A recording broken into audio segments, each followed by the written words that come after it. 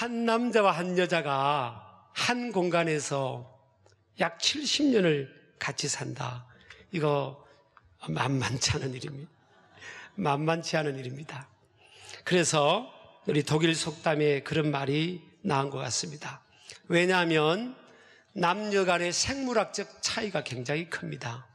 남자라는 존재와 여자라는 존재가 차이가 굉장히 큽니다. 오늘은 남녀의 차이에 대해서 나누기만 해도 한두 시간은 해야 되니까 그것은 좀 건너뛰겠습니다만은 굉장히 생물학적 차이가 크고요.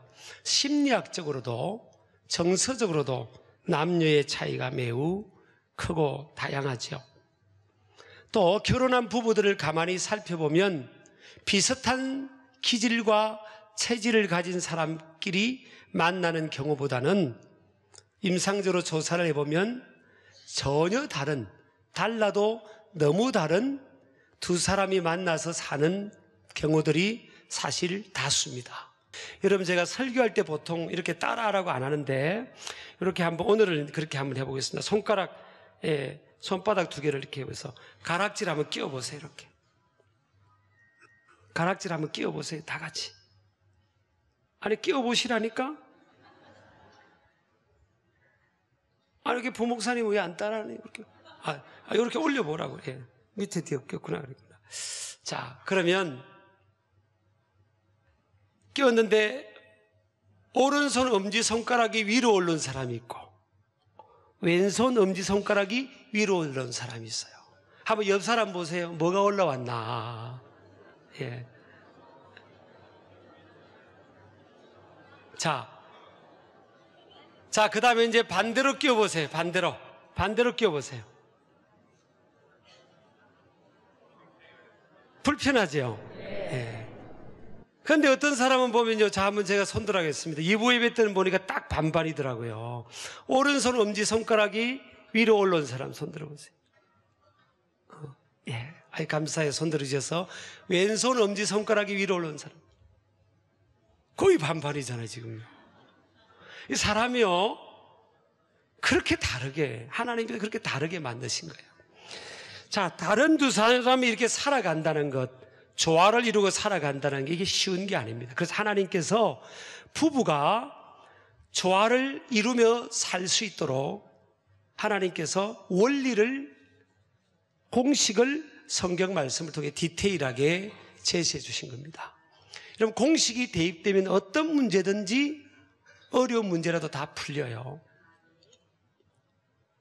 하나님께서 답을 보여주시면서 이렇게 살면 서로 달라도 너무 다른 두 사람일지라도 조화를 이루면서 하나님의 은혜로 풍성하고 행복한 부부로 살게 된다는 거죠.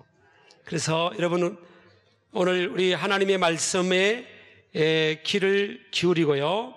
또 집중하는 저와 이름 되기를 주의 이름으로 축복합니다. 자, 행복한 커플이 되기 위한 하나님께서 제시해 주신 원리 첫 번째는요. 하나님은 아내와 남편의 질서가 분명히 지켜져야 함을 강조하고 있습니다. 아내와 남편의 질서를 하나님이 강조하셨어요. 첫 번째로 우리 22절을 보면 아내들이여 자기 남편에게 복종하기를 주께 하듯 하라. 저는 여자분들이 이 성경 구절을 그렇게 좋아하지 않는다는 걸 알고 있어요. 근데 오늘 성경은요, 아내들에게만 말한 것이 아니니까 여자분들은 끝까지 들어주셔야 됩니다. 듣기 전에 마음은 닫지 마시고요. 아내들이 먼저 자기 남편에게, 다른 남자가 아니에요. 자기 남편에게 복종하기를 주께 하듯 하라. 이 복종하라는 단어는 헬라어로 휘포타소메노이라는 단어인데 일방적으로 강요되는 복종이 아니라 봉사의 의미, 자원적인 봉사의 의미가 내포되어 있는 복종입니다. 그런데 성경은 아내로 하여금 남편을 향한 복종을 먼저 언급하고 있다는 사실이에요. 여러분, 왜 그럴까요? 남편을 먼저 강조할 수도 있는데 아내들에게 먼저 하나님께서 지금 부탁하고 있습니다. 그것은 여자의 성숙함, 그리고 플렉시블, 유연성, 또 이타성, 자기 희생적인 것이 남성보다도 좀 객관적으로 낫죠. 부성애보다는 모성애가 더 깊고 또 뜨겁잖아요. 그래서 여성들에게 먼저 강조합니다.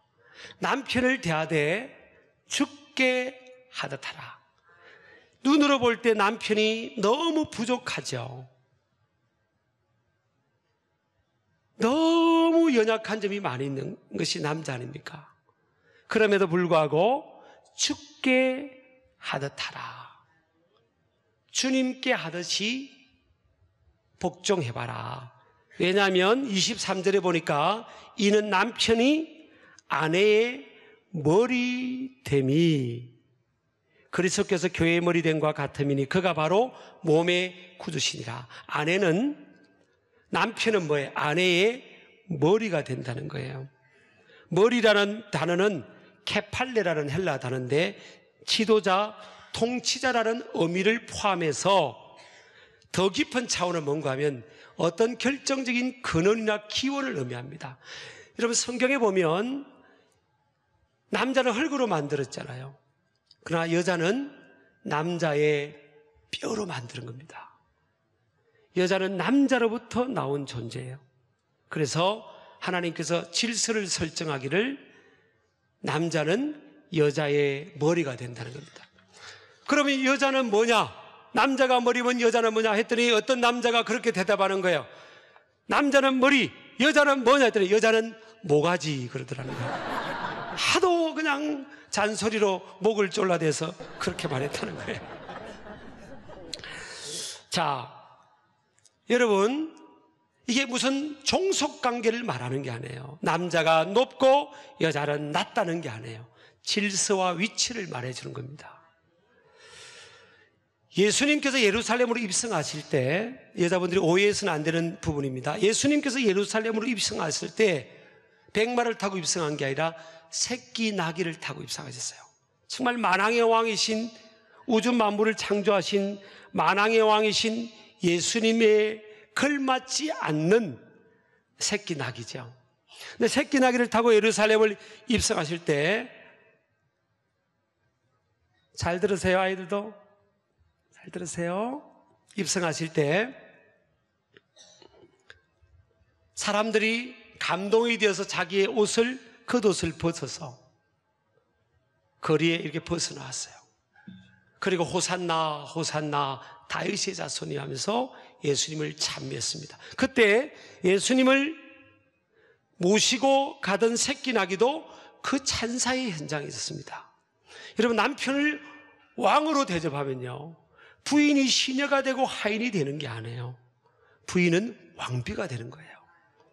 그걸 알아야 됩니다.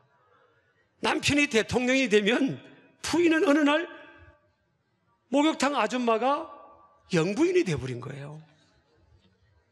그런 거죠. 그래서 남편을 머리로, 리더십을, 남편의 리더십을, 머리됨을 인정해라는 거예요. 어디까지예요? 범사에. 그럽니다. 24절 보면, 그러므로 교회가 그리스도에게 하듯 아내들도 범사에 자기 남편에게 복종할지니라. 남편의 리더십을 세워주고 머리됨을 세워주라는 거예요. 하나님께서 남자를 만들 때 남자 속에 어떤 잠재력을 주는가 하면 리더십에, 리더로서의 잠재력을 주셨기 때문에 그것이 가정 안에서 한 여인의 섬김과 인정을 통해서 그 남편에게 잠재되어 있던 리더십들이 개발되는 거예요. 남편을 가정의 리더로 세워주라는 겁니다. 저는 우리 아내도 부족한 점이 많지만 가만히 보니까 결혼 초기부터 아기가 생기면서부터 아이들에게도 아빠의 리더십을 인정해주고 참 많이 노력하는 것을 제가 경험을 했습니다. 아이들에게 돈을 줄 때도 이 돈은 아빠가 주는 거야. 이 돈은 아빠가 주는 거다. 그리고 제가 뭐 신방이나 사역 때문에 나갈 때도 아이들 둘을 다 뭘 하더라도 멈추게 하고, 빨리 아빠 나가신다, 인사해야지. 그리고 세 여자가 줄을 딱 서서 인사를 하고. 그리고 제가 들어오면, 띵동띵동 들어오면, 보통 들어올 때 제가 전화를 합니다. 여보, 언제 지금 곧 한 30분 있다가 집에 갈 거야? 이제 들으면 아이들 하는 일들을 멈추게 하고, 아빠 들어온다. 띵동띵동 딱 줄 서가지고, 아빠 오셨어요 하고 맞이해주고요. 그리고 뭐 먹을 때도 꼭 그러지 않아도 되는데, 꼭 먹을 때도 제가 먼저 먹어야 먹게 했어요. 제가 먼저 먹어야 먹게 하고요. 이제 아이들 다 결혼했으니까 부부만 밥 먹을 때도 꼭 제가 숟가락을 들어서 먹으면 그 다음에 아내가 이렇게 음식을 뜨는 거예요. 제가 뭘 하느라고 그러면 여보 먼저 먹어 그렇게 끝까지 안 먹어요. 당신이 그냥 한 숟가락에도 떠주셔야죠. 그래야 우리가 먹죠.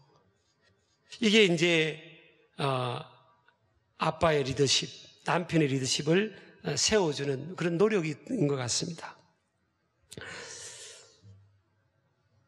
이렇게 설교를 하면요, 남편들이 듣다가 부부가 앉아있다가 남편이 아내를 찌릅니다. 그거 봐. 그거 보라니까. 여자분들 조금만 기다리시기 바랍니다. 둘째로 하나님은 어떤 원리를 제시하셨는가 하면요,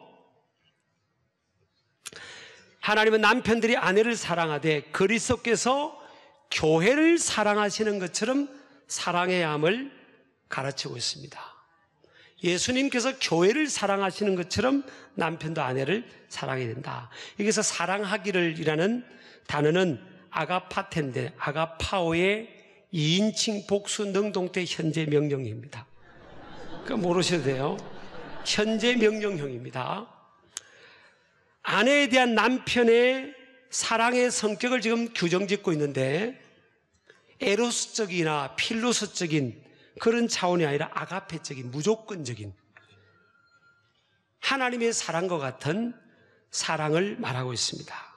남편은 예수님께서 신부인 교회를 위하여 자신의 생명을 주신 같이 자신을 내어주는 희생적 삶을 살아야 함을 성경은 가르치고 있습니다. 그 시제가 뭐예요? 현재형입니다. 미래형이 아니에요. 과거형도 아니에요. 현재형. 날마다 끊임없이 사랑함이 계속되고 지속되어야 함을 의미합니다. 여러분요, 교회는 예수님을 생명 바쳐주신 예수님의 사랑을 먹으면서 교회는 영광스러운 교회로, 오늘 보니까 영광스러운 교회로 주님 앞에 세워진다. 티나 주름 잡힌 것이나 이런 것들이 없이 거룩하고 흠이 없는 영광스러운 교회로 세워진다고 했어요. 여러분, 아내도요, 남편의 사랑을 듬뿍 받는 아내는 다시 태어납니다.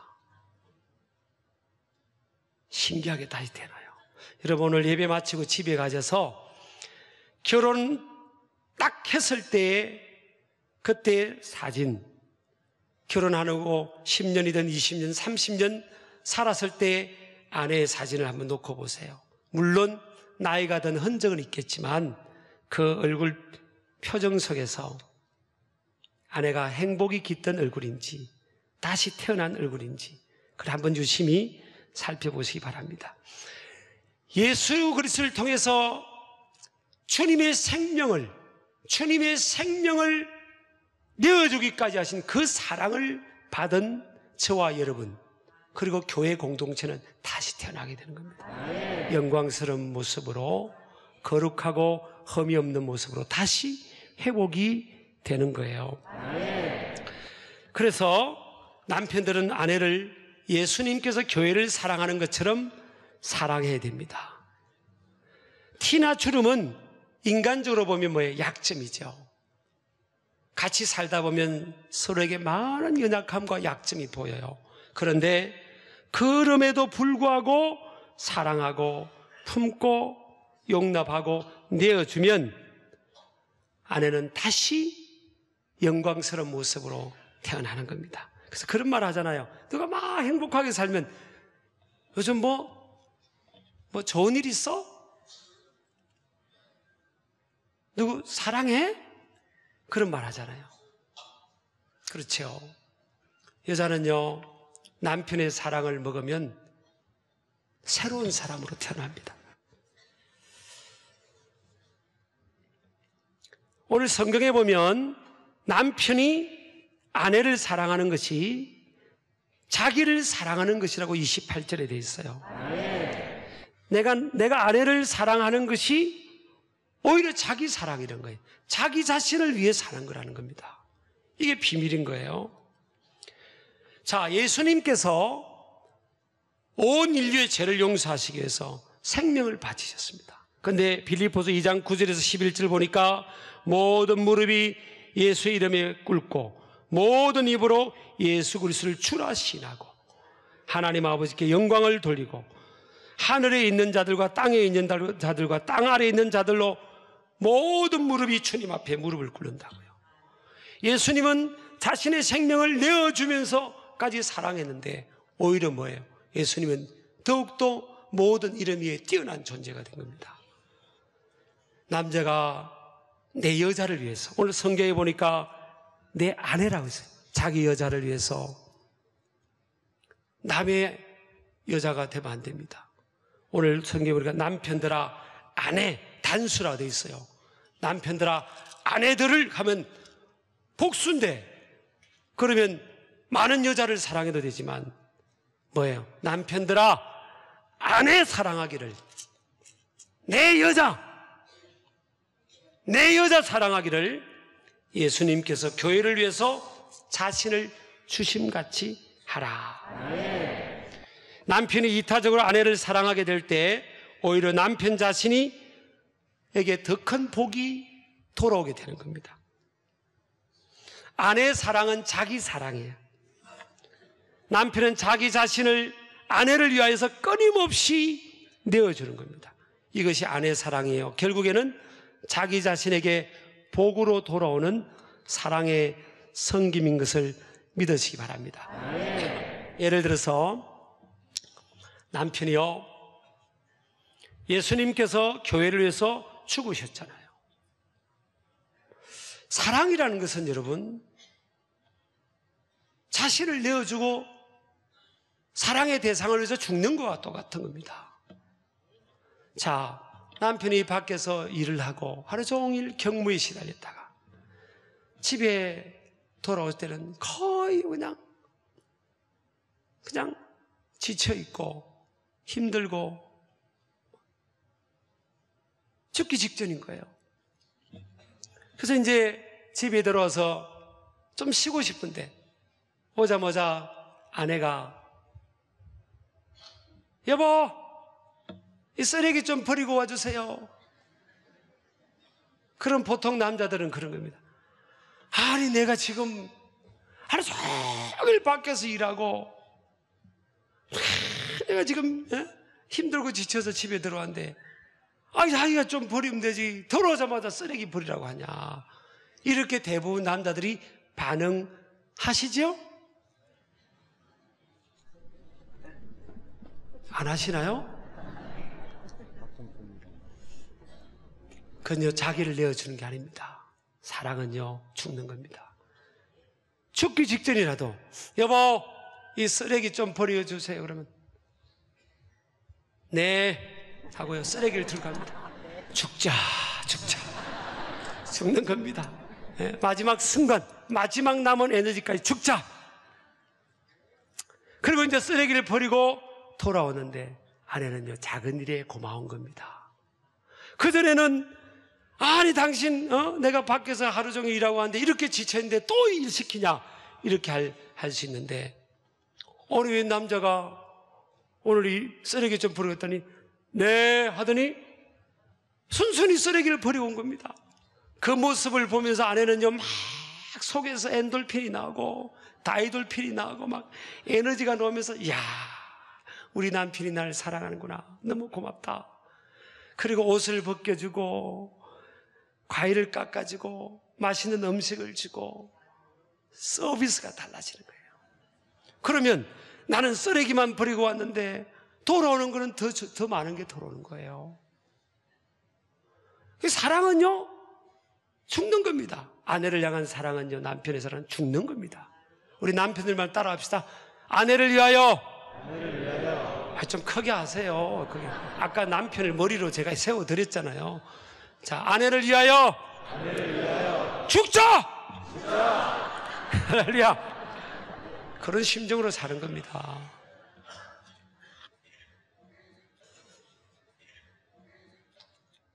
아내 사랑은요, 자기 사랑입니다. 셋째는 아내와 남편은 자신에게만 부여된 의무의 원리에만 초점을 맞춰야 됩니다. 이렇게 성경을 읽으면 아까 아내들은 뭐예요? 남편, 오늘 집에 가가지고 남편한테 그럽니다. 여보, 당연히 설교 들었지? 목사님 설교? 제가 지난주 제가 가정에 대한 행복한 가정에 대한 설교를 또 했잖아요. 그랬더니 우리 부목사님이 저한테 그래요. 목사님, 우리 와이프의 서비스가 달라졌다는 거예요. 제가 지난주에 남편은 좀 재워야 됩니다. 그리고 맛있는 것을 먹여야 됩니다. 그래야 제 창조의 역사가 일어납니다. 그랬더니 그 아내가 은혜를 받고 그 목사님, 부목사님 아내가 은혜를 받고 그렇게 해주더라는 거예요.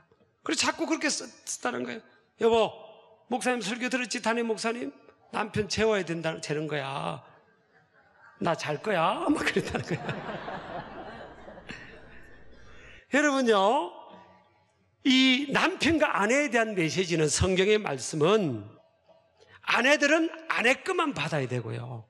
남편들은 남편 것만 받아야 됩니다. 아내들이 집에 가서 여보, 목사님 설교 들었지? 아내를 위해서 죽으라고 했잖아. 왜 안 죽어? 왜 안 죽어? 왜 안 죽어? 왜 안 죽어? 왜 안 죽어?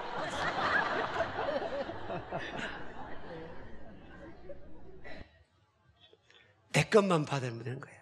제가 이거 부부에 대한 설교를 하다 보면요, 부부끼리 앉아 있잖아요. 어디 가서 세미나를 인도하든지 이러면 재밌습니다. 남편에 대한 강조를 하면 부인이 찌릅니다. 듣지? 내 말이 맞잖아. 막 찌르는 겁니다. 그리고 이제 아내에 대한 걸 하면 남편이 막 행복한 모습으로 막 찌릅니다. 목사님이 저렇게 하라잖아. 막 그래. 근데 성경은 아내는 아내 것만 받아야 되고 남편은 남편 것 받는 겁니다. 아니 목사님, 우리 남편이 나를 위해 조금만 잘해주면 내가 얼마나 잘해줄 텐데. 그것은요, 세상적인 조건적인 관계예요. 아니 목사님, 내 아내가 조금만 나를 세워주고 머리로 리더십을 대접만 해보세요. 내가 안 잘하는가? 그냥 집에만 가면 막 짓밟아버리니.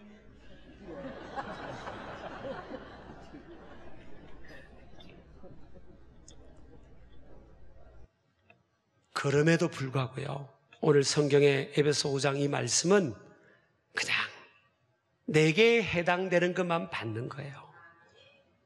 그냥 내가 아내로서의 사명만 남편을 머리로 대하고, 그리고 오늘 33절에 있는 것처럼 남편을 존경하는 겁니다.